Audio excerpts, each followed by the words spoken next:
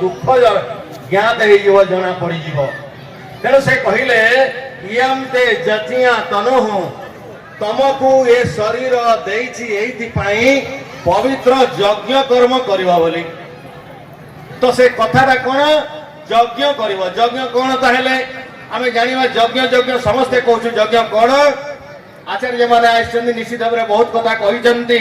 ता भर किसी शुणी थे यज्ञ मध्य कौन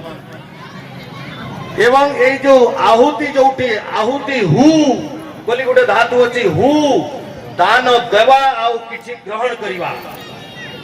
दान देवा एवं ग्रहण करिवा ये होची हु एठो होची आहुति आपण माने जो आहुति प्रदान करछन्ती स्वाहा स्वाहा एतरे देखंतु मुह खोलिकरी आपण किछि भलो मंत्र माध्यम रे गोटे उद्देश्य रे दउछन्ती देवतांकर उद्देश्य रे दउछन्ती एवं आपण दउछन्ती किछि नेबा पाई खाली दउछन्ती देवा पाई नाही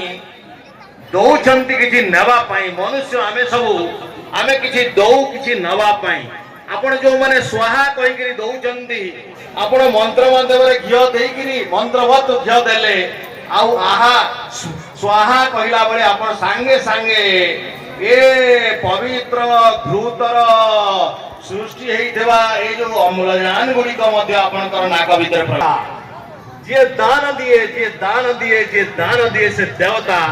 जे दान दिए और निये से मनुष्य आउ जे दिए नहीं केवल निये से राक्षस वा असुर तेणु देखंतु असुर बोले आमरी भितर लोक माने अन्न मान को उपकार करवा नहीं अन्न मान को अम्लजान बांटवा नहीं अन्न मान को जल देवा नहीं अन्न मान को अन्न देवा नहीं अन्न मान को साहाय्य करवा नहीं अन्न मान को सुख देवा नहीं अन्न मान को शांति देवा नहीं किंतु समस्तंकर शांति को भग्न करिकि मु केवल सुखी हेबी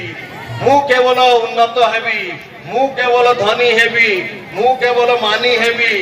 एमिति भावना पोषण करुवा लोकों को आमे कहूचे अहंकारी दुर्योधन कंस रावण जहाँ कहतु आपण माने एवं आपण कहउचंती सेमान को राक्षस कहिके सेमान को असुर कहउचंती आउ असुर भितरे ओटा जदी काटी देवा सुर होई जवे देवता होई जवे तो देवता किए से देवो दानद बा सूर्य आपन तो किछि मागुनी दौची आलोक दौची प्राण दौची आपण सूर्य उदयले आपण उठी जाउचंती आउ आपण देखंतु ए जो देले होम रे आहुति देले ए अग्नौ प्रस्था होती हवि आदित्यम उपतिष्ठति आदित्य जायते वृष्टि ततो अन्न ततो प्रजा वृष्टि अन्न ततो प्रजा ए संसार भितरे जेते अन्न होची पानी नहले हबनी आ संसार भितरे जेते पानी होची मेघ नहले हबनी सूर्य नथिले मेघ हुअंता नहीं ए संसार भितरे सारा विश्वरु समस्त समुद्र रो शुद्ध जल को